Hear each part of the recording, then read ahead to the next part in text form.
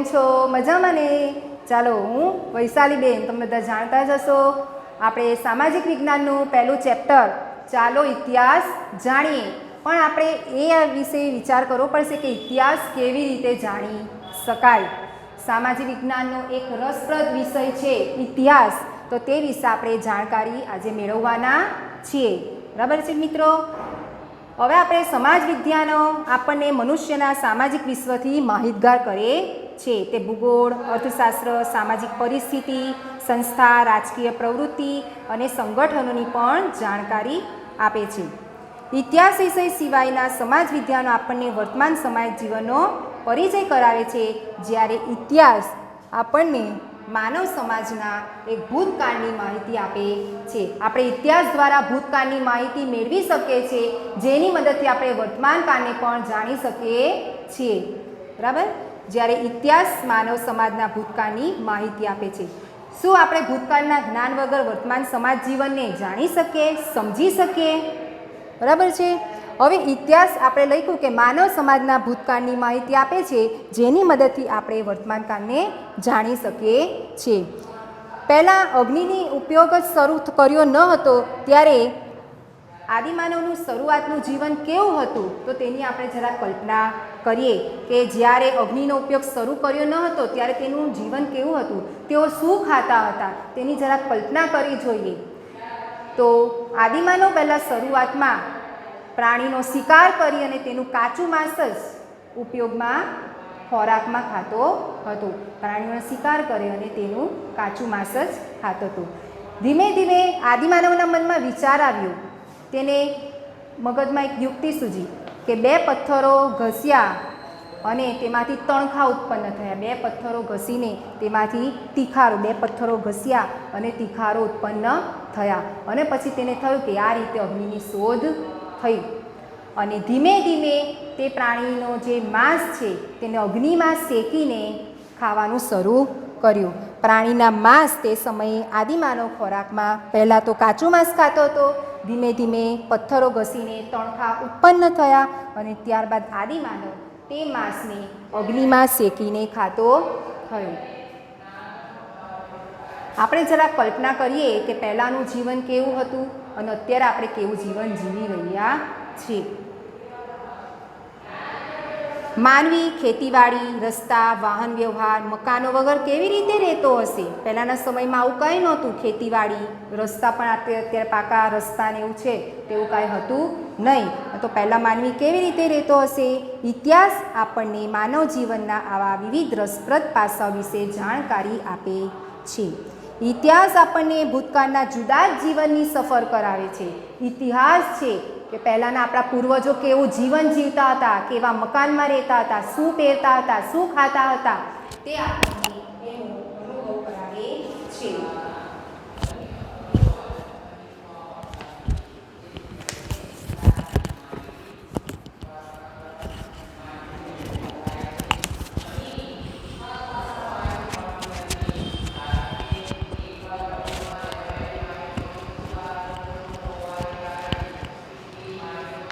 તે અનેક પૂર્ણ મહત્ત્વની બાબતોની માહિતી આપણને ઇતિહાસ દ્વારા જાણી શકીએ છીએ.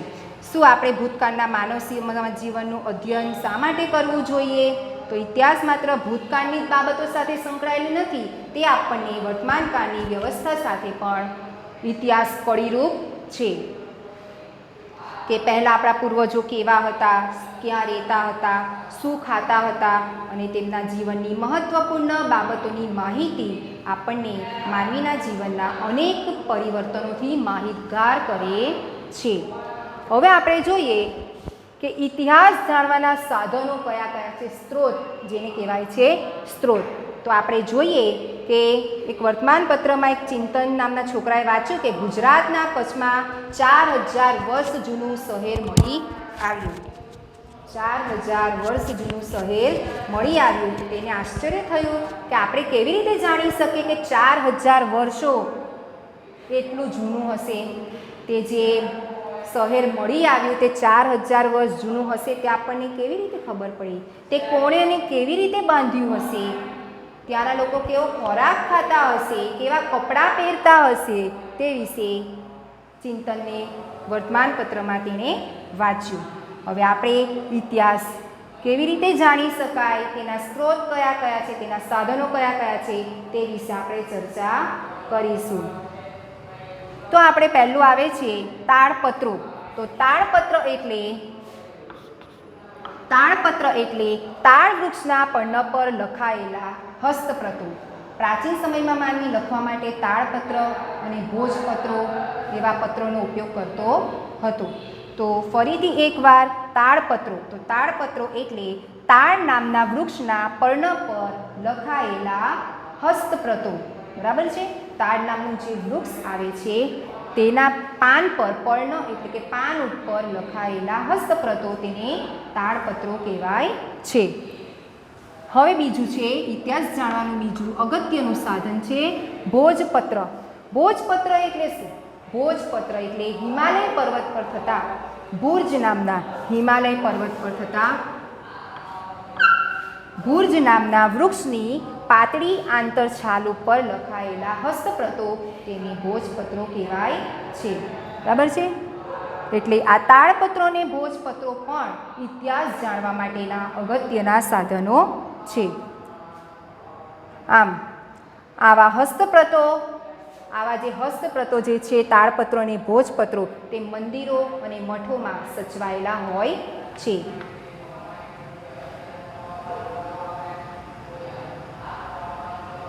વૃક્ષોની છાલ પર તેઓ હસ્તપ્રત લખતા તેમાંથી આપણને તેમની ભાષા અને જીવન જીવવાની પદ્ધતિની જાણકારી મળે છે.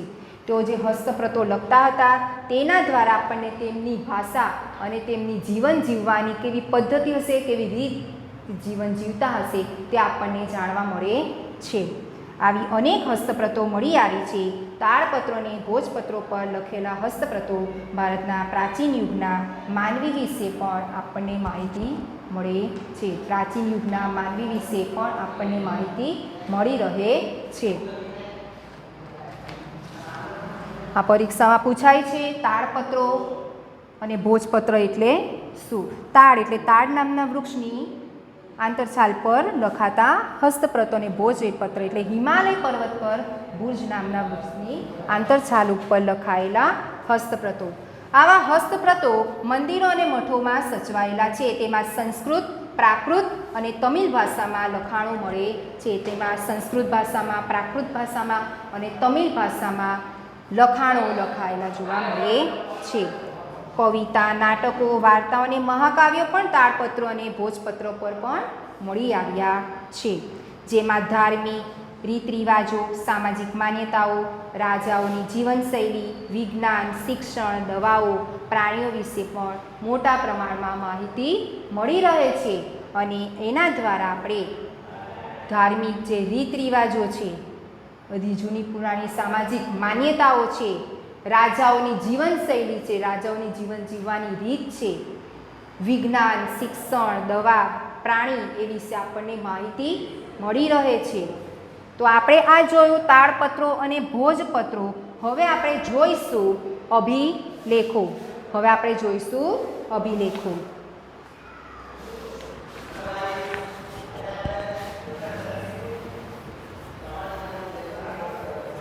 તો આપણે હવે જોઈએ અભિલેખો.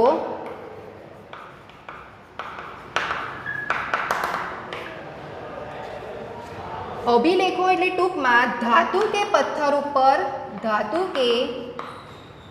ઉપર કોતરેલા કે લખેલા લેખ એટલે અભિલેખો.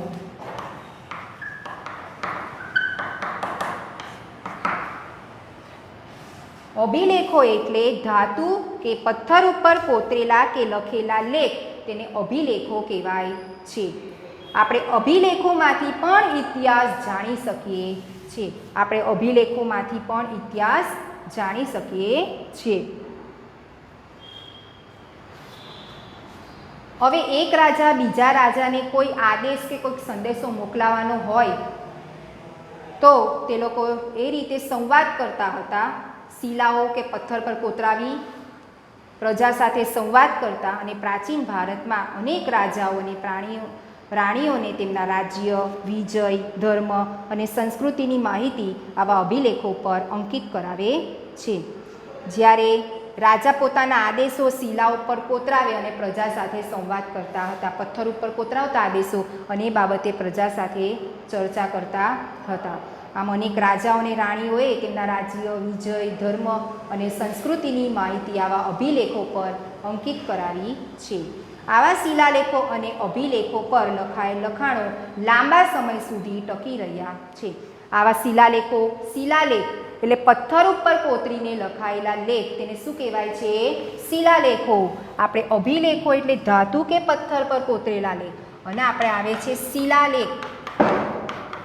તો આપણે જોઈએ કે શિલાનો અર્થ શું થાય છે? શિલા એટલે પથ્થર, શિલા એટલે પથ્થર. એ શિલાલેખ એટલે પથ્થર પર કોતરીને લખાયેલા લેખ એટલે શિલાલેખ કહેવાય છે. તો શિલાલેખ અને અભિલેખો પર લખાયેલા લખાણો લાંબા સમય સુધી ટકી રહ્યા છે. અશોકના શિલાલેખો ખૂબ જ જાણીતા છે. આપણે રાજા અશોક હતા, તેમનો શિલાલેખ જૂનાગઢમાં આવેલો છે. ગિરનાર પર્વતની તળેટીમાં અશોકનો શિલાલેખ છે. જૂનાગઢ છે ને, ગિરનાર પર્વત ત્યાં તળેટીમાં અશોકનો શિલાલેખ છે. તો એ અશોકના શિલાલેખો પણ ખૂબ જ જાણીતા છે. હવે આપણે જોયું તાળપત્રો, ભોજપત્રો, અભિલેખો, શિલાલેખો. હવે આપણે બીજું જોઈએ છીએ તામ્રપત્રો. હવે આપણે જોઈએ તામ્રપત્રો.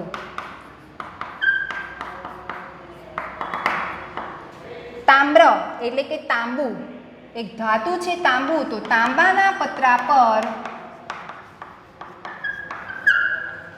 કોતરીને લખવામાં આવતું લખાણ, બરાબર છે?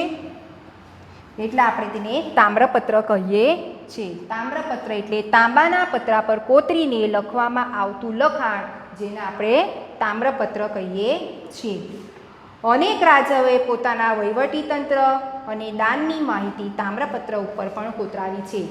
અનેક રાજાઓ જે દાન કરતા હોય કે પોતાના વહીવટ કઈ રીતે ચલાવતા હોય એ બધી માહિતી જે છે તે તાંબાના પતરા પર કોતરીને લખાવેલું હોય છે. ગુજરાતમાં આવા તામ્રપત્રો મોટી સંખ્યામાં મળી આવ્યા છે. અને આવા તામ્રપત્રો જે છે તે ઘણી સંખ્યામાં મળી આવ્યા છે, જેમાંથી રાજાના નામ, તેના ધર્મ, વહીવટીતંત્ર અને દાન ધર્મની પણ વિગત મળે છે. આવા તામ્રપત્રો શ્રી હેમચંદ્રાચાર્ય જૈન જ્ઞાન મંદિર, પાટણ, ઉત્તર Gujarat, LD institute of Indology, Navrangpura, Ahmedabad, ભોજે અધ્યયન અને સંશોધન વિદ્યાભવન, અમદાવાદ, શ્રી મહાવીર જૈન આરાધના કેન્દ્ર, કોબા એટલે કે ગાંધીનગરમાં સચવાયેલા છે. આવા જે તામ્રપત્રો છે તે આ જગ્યાઓએથી મળી આવ્યા છે. હવે આપણે જોયું તાળપત્રો, ભોજપત્રો, શિલાલેખો, અભિલેખો, તામ્રપત્રો. હવે આપણે એક બીજું અગત્યનું ઇતિહાસ જાણવાનું જે સાધન છે તે જોઈએ છે સિક્કા. ઇતિહાસ જાણવાનું સાધન, સ્ત્રોત, સાધનને કહીએ સ્ત્રોત, તે જે છે સિક્કા. તો સિક્કા દ્વારા પણ આપણે ઇતિહાસ જાણી શકીએ છીએ. સિક્કા પણ ઇતિહાસ જાણવાનું એક અગત્યનું સાધન છે. સિક્કા પર રાજાનું નામ, તેના ધર્મ, સંસ્કૃતિ તથા તેના સમય વગેરેની માહિતી મળે છે. ભારતમાં ઈસવીસન પૂર્વે 5મી સદીના પંચમાર્ક સિક્કા મળી આવ્યા છે. ભારતમાં ઈસવીસન પૂર્વની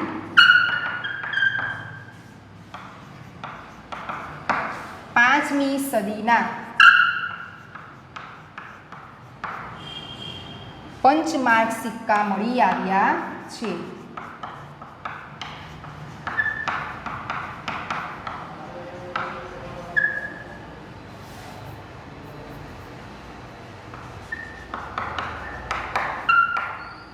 બરાબર છે? તે સૌથી જૂના સિક્કા છે. તો ભારતમાં ઈસવીસન પૂર્વે 5મી સદીના જે પંચમાર્ક સિક્કા છે તે સૌથી જૂના સિક્કા છે. આ સિવાય ગ્રીક રાજાઓ, મૌર્યકાળ અને ગુપ્ત યુગના અનેક સોના, ચાંદી, તાંબાના સિક્કા જે તે રાજ્યની સામાજિક, ધાર્મિક, આર્થિક અને રાજકીય માહિતી પણ આપે છે. એટલે આપણે જોયું કે ભારતમાં ઈસવીસન પૂર્વે 5મી સદીના જે પંચમાર્ક સિક્કા છે તે પણ સૌથી જૂના સિક્કા છે. એટલે આ પરથી આપણે જાણી શક્યા કે સિક્કા પણ ઇતિહાસ જાણવાનું અગત્યનું સ્ત્રોત છે.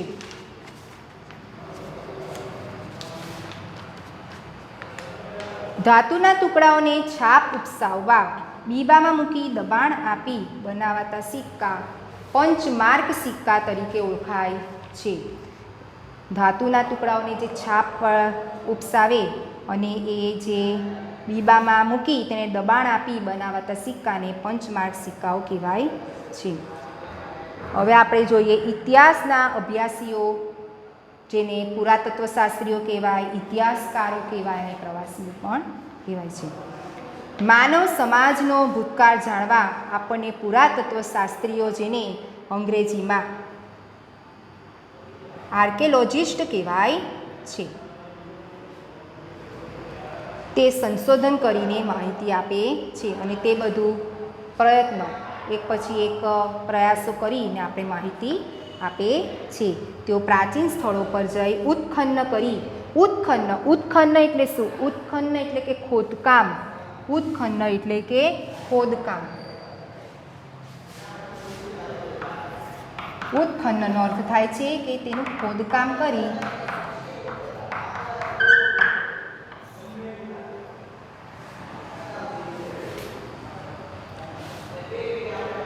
તો ઉત્ખનન કરીને મકાનો, સિક્કા, ઈંટ, પથ્થરો, ઓજારો, ખોરાકના નમૂના, મનુષ્યો અને પ્રાણીઓના હાડકાં વગેરે શોધીને તેનો અભ્યાસ કરી તે સમયના માનવોની સંસ્કૃતિથી આપણને અવગત કરાવે છે.